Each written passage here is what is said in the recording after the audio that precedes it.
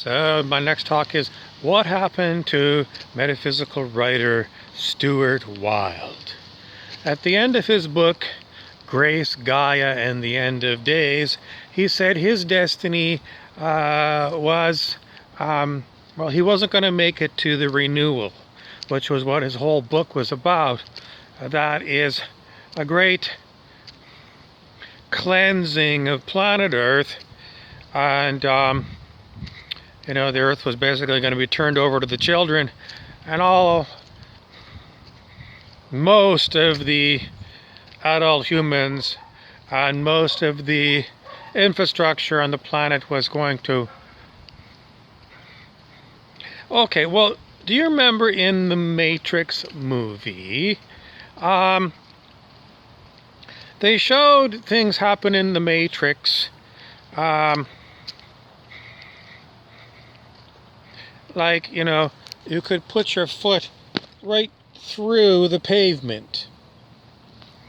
And that's in essence what Stuart Wilde said would happen with, the buildings and things. A lot of them would just, the ground would just not really liquefy, it would just become unsolid, and these buildings would just sink into the ground, or,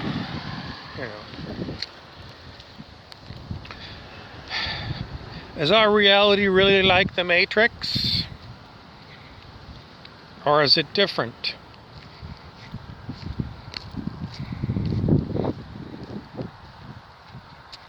Some people are going to say, I never watched the Matrix. Some people are going to say, the Matrix was a simulated reality and things can happen in the Matrix that can't happen in our reality because our reality is physical. Endless arguments about the nature of our reality. But maybe you folks need to go back. It's on Netflix, at least it is here where I am. I watched it again last night. Watched the first Matrix movie, and maybe just watch it and review it, and then try and figure out, is our reality that different than the reality that they present to you in that sci-fi movie? But anyway, we were told that Stuart Wilde died in about, I don't know, was it 2012? It was quite some time ago. He wasn't that old, he was only 66. But he wrote that the reason why his destiny was not to go and live into the new, renewed version of Earth is he was too old, and he didn't have the practical skills because he felt that what was going to happen... Okay, I just found myself a nice black feather. He said what was going to happen was that the world that we left over for the children would be back to horse and buggy, and he didn't feel like he had, those kind of skills. How does he expect the children to develop these skills? I don't think he fully thought that through. Because, the children that I know have no clue when it comes to looking after horses and doing blacksmithing, and there's no clue whatsoever. So, I don't know. At one point in time, Stuart Wilde said that humans didn't evolve from monkeys. They walked into this earth from another dimension. First time I read that sounded as kooky could be.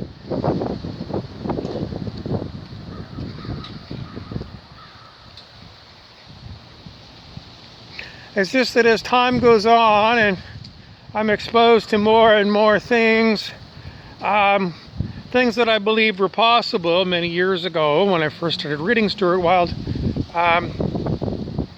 they just seem a lot more possible now. Because I see things that are just...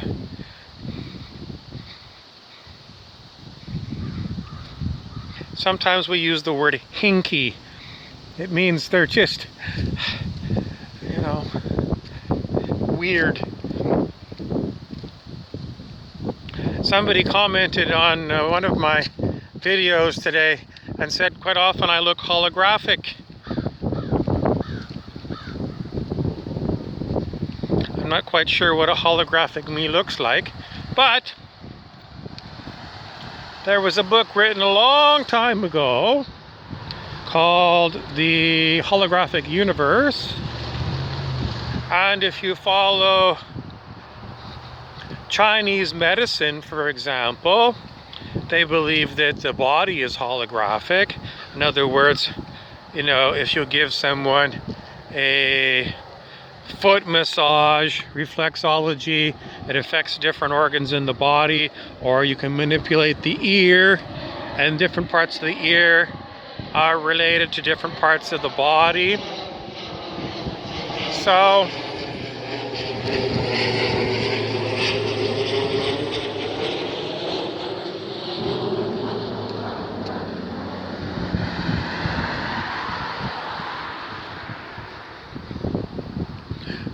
Stuart Wilde often talked about what he called the Aluna, which was another version of Earth. And he said that when he went into this other version of Earth, things that happened there would happen first, and then they would happen in our reality, our Earth, sometime after. He said a lot of us are there in that Aluna world, he called it, but we are asleep. And if you watch the Matrix movie, you'll notice that there, you know, Keanu Reeves will be asleep on it's Morpheus's ship, the Nebuchadnezzar. He's asleep in the Nebuchadnezzar, and he's awake in the Matrix.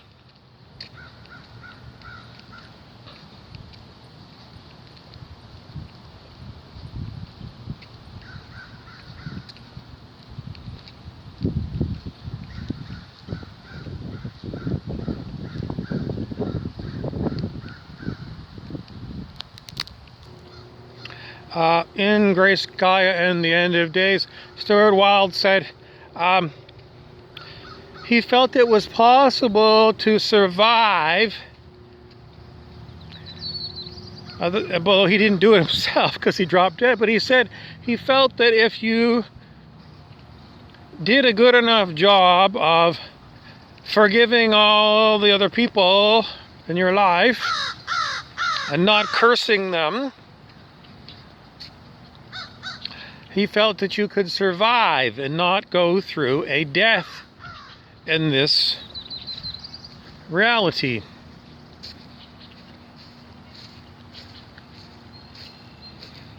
Now, I've heard other people talk about this idea.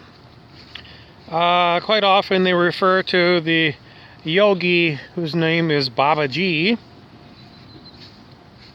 who apparently doesn't die, but he can de-manifest his body from time to time. He can appear to be an old man or a young boy.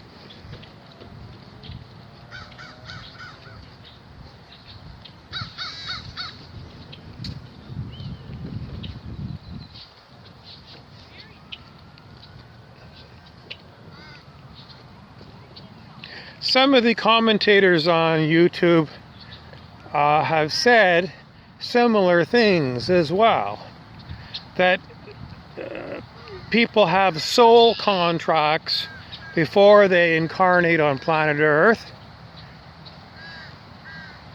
and some of them have soul contracts where they've set up various exit points in their life where they have the option to die.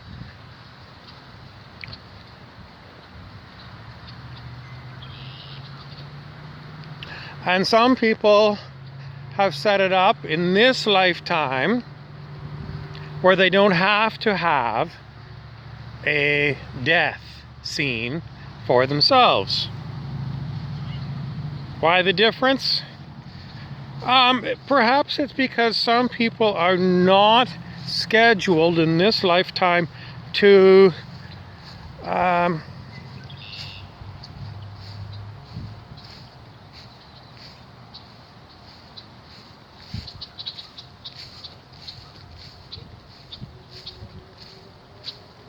have that happen? Why in this lifetime? Well, many years ago, probably, let's go 15 years ago, I talked to the Ascended Master Sananda through a trance channel, and Sananda told me that it is harvest time, which is something to do with, he called it becoming a mastery, spiritual master. So, if you were lucky enough to hear about harvest time, you had to start doing work on becoming a spiritual master. And if you never heard of this harvest time, oh, look at, there's babies. There's Mama and her baby ducklings. There's Papa. Maybe it's Papa. I can't tell which one is which.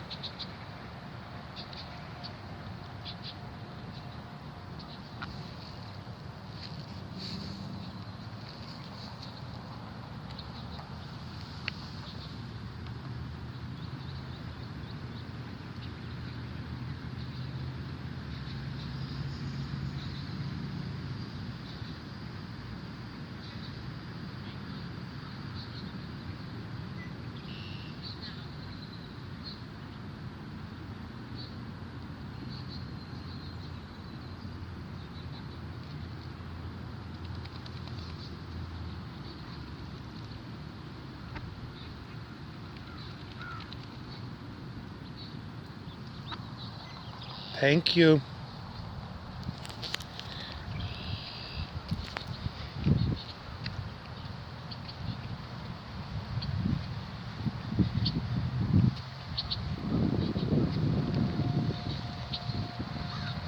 So harvest time. Now, back in the day, 15 years ago, Sananda never mentioned anything about the law of one.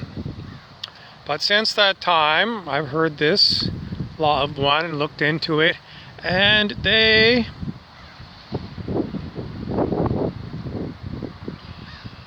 might talk about this harvest time as being the time when our civilization goes from what they called third density to fourth density, which is a complete elevation in consciousness of our civilization. I think it's strange that Donald Trump's group call this time the Great Awakening. I think that's totally a political thing, that you awaken to how horrible the Democrats are in the United States. But it could be a coincidence, because perhaps we are, at least among some people, in a time of spiritual awakening.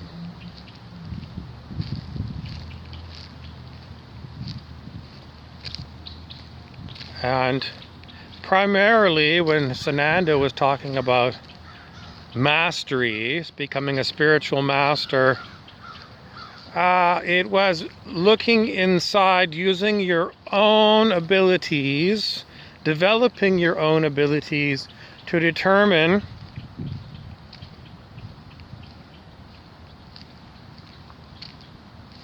truth, falsehood,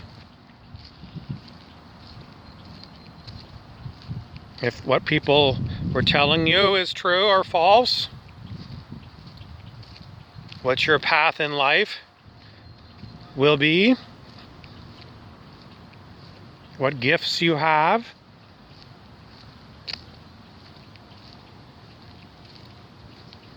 So to sum it all up, it's harvest time as far as I'm concerned, and I'm talking about it for the rest of you so that you can get to work now that you've heard that it's law of one, ascension, and harvest time.